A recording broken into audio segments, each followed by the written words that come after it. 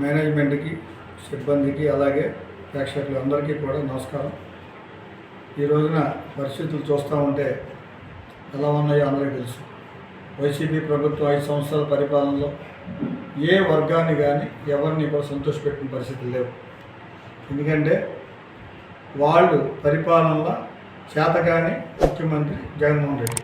ఎందుకంటే అప్పులు పాలైపోయిన రాష్ట్రం అంటే అర్థం ఏంటంటే చేతకాదని అర్థం. ఇవాళ ఎన్ని రకాలుగా అప్పులు చేశారంటే దగ్గర 10 లక్షల కోట్లు అప్పులు చేశారు. అంతకుముందు 3 లక్షల కోట్లు, 13 లక్షల కోట్లు అప్పులు.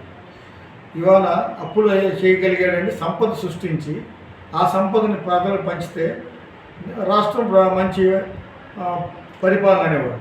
అది కాకుండా అప్పులు చేసి పంచి ఈరోజు రాష్ట్రం అప్పులు పాలు చేశాడు.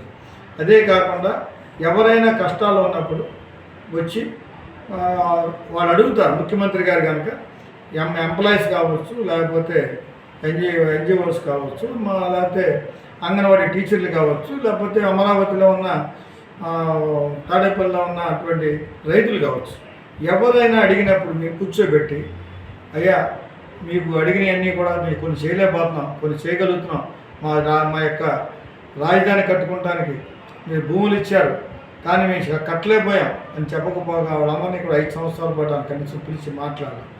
తండ్రి లాంటి పాత్రలో ఉన్న మీరు ఈ రోజున వాళ్ళని పిలిచి మాట్లాడాలని అడుగుతున్నాం. పోలవరం 6 నెలల్లో పూర్తి చేస్తున్నారు. పూర్తి చేశారా? పూర్తి చేయలేకపోయారు. అంటే అక్కడ ఫెయిల్ అయిపోయారు. మీరు అన్నదాన్ని సంపూర్ణ మద్యం నిషేధం అన్నారు.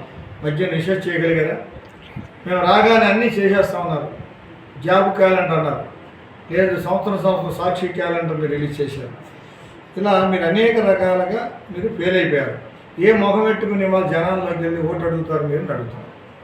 ఇవాళ ఏదన్నా మీరు నెరవేర్చుంటే అడగచ్చు. నిన్న కాక మొన్న అంగన్వాడీ టీచర్లు అయ్యా మా న్యాయమైన కోరికలు ఏమై అని ఎంతో ఆందోళన పడి అడుగుతున్నప్పుడు ఎలక్షన్ టైం కదా చేస్తారని ఆశపడ్డారు. చేయకపోయిగా 42 రోజుల పాటు వాళ్ళని నిరాహార దీక్షలో ఉన్నారు. వాళ్ళ ఉధృతం చేస్తే వాళ్ళని తీసుకెళ్ళి ఆవరణలను చూడకుండా తీసుకెళ్ళి జైల్లో పెట్టారు. ఇది ఎంత అన్యాయమని చూడాలి. ఎంత ఇవాళ పెట్రోల్ పక్క రాష్ట్రంలో చూస్తే 2 రూపాయలు తక్కువ తెలంగాణ, అదే తమిళనాడు చూస్తే 5 రూపాయలు తక్కువ, కర్ణాటకలో చూస్తే 10 రూపాయలు తక్కువ. ఇక్కడ అన్నీ ఎక్కువే, ఏది తక్కువ లేదు. చెత్త మీద కూడా పన్నేసినటువంటి గొప్పతనం మీది. 4-5 సార్లు ఇవాళ మన కరెంటు బిల్లు పెంచారు, ఇంటి ట్యాక్స్లు పెంచారు, రిజిస్ట్రేషన్ ఛార్జీలు పెంచారు. ఎవరైనా సుఖంగా ఉన్నారని ఒకసారి ఆలోచించాలి. మీరు ఏ మోహం పెట్టుకుని ఇవాళ మాట్లాడుతూ అడుగుతున్నారు. మేము పథకాలు ఇచ్చాం. ఎక్కడ పథకాలు ఇచ్చారో మీ సొంత వాళ్ళు ఇచ్చుకున్నారు పథకాలు, మీకు సంబంధించిన పథకాలు ఇచ్చాను. టిక్కో ఇళ్ళు ఇవాళ కట్టి ఎన్నాళ్ళు అయిపోయింది, 5 ఏళ్ళు అయిపోయింది. ఎలక్షన్ క్యాంపెయినింగ్ మొదలైన కాడి నుంచి కొల్లు రవీంద్ర గారు మేము ఒక అన్నదమ్ముల్లాగా కలిసి వెళ్తున్నాం. ఎక్కడ చూసినా కొల్లు రవీంద్ర గారికి బీజేపీ, తెలుగుదేశం, జనసేన కార్యకర్తలు కదిలి వెళ్తుంటే ఒక సముద్రంలాగా వెళ్తున్నారు. ఎక్కడ చూసినా అక్క చెల్లెమ్మలు, అన్నదమ్ములు, కార్మికులు ప్రతి ఒక్కరు కూడా భారీ ఎత్తున వాళ్ళ డబ్బులు ఉన్నా లేకపోయినా కూడా పూలమాలలతో, మంగళ ఆరతులతో సొంత బిడ్డ వచ్చాడని చెప్పి నట్టుగా వాళ్ళ ఆరతలు పలుకుతున్నారు. మా ఓటు మీకే అంటున్నారు. 100 బీసీలందరూ కూడా ఇవాళ తెలుగుదేశం వైపునే ఉన్నారు. అదే కాకుండా ఇవాళ జనసేన పార్టీకి సంబంధించిన కార్యకర్తలు, నాయకులందరూ కూడా ఇవాళ నా ఓటర్స్ అందరూ కూడా ఇటే ఉన్నారు. అదే కాకుండా వీళ్ళు ఇబ్బంది పెట్టిన ప్రతి ఎంప్లాయీస్ అందరూ కూడా ఇవాళ తెలుగుదేశం, జనసేన పార్టీ, మరి బీజేపీ పార్టీ వైపు తిరిగారు. ఇది చేసిన అన్యాయాలు వాళ్ళందరికీ తెలుసు. సెల్ ఫోన్ ఉన్న ప్రతి ఒక్కరికి ఏం జరుగుతుందో గమనిస్తున్నారు. ఇవన్నీ కూడా ప్రజలందరూ కూడా రాబోయే ఎలక్షన్లో అంటే రేపు 13వ తారీఖున జరగబోయే ఎలక్షన్కి అందరూ కూడా చక్క టీ తాగి సైకిల్ వేసుకెళ్ళి వైసీపీ పార్టీ బుద్ధి చెప్తారు. ఆ రోజు దగ్గరలోనే ఇంకా 10 రోజుల్లోనే ఉంది. వాళ్ళు గుర్తుపెట్టుకోవాలి.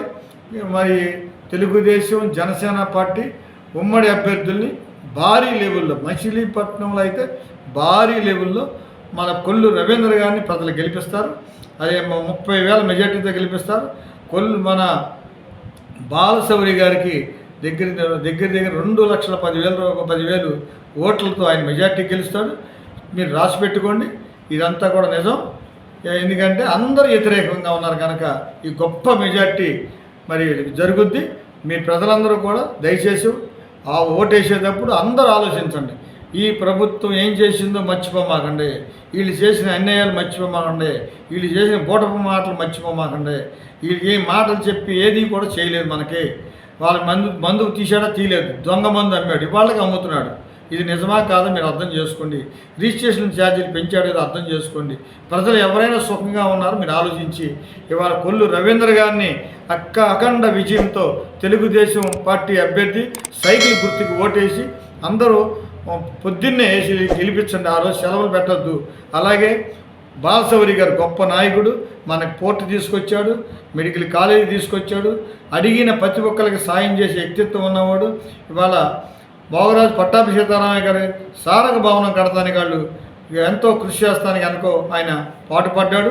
ఇలాంటి మంచి వ్యక్తిని మనం గ్లాసు గుర్తు మీద ఓటేసి 6వ నెంబర్ మీద ఓటేసి గెలిపించాలని మచిలీపట్నంలో ఉన్నటువంటి నియోజకవర్గంలో ఉన్నటువంటి 6 నియోజకవర్గంలో ప్రజలందరినీ కోరుకుంటున్నాం.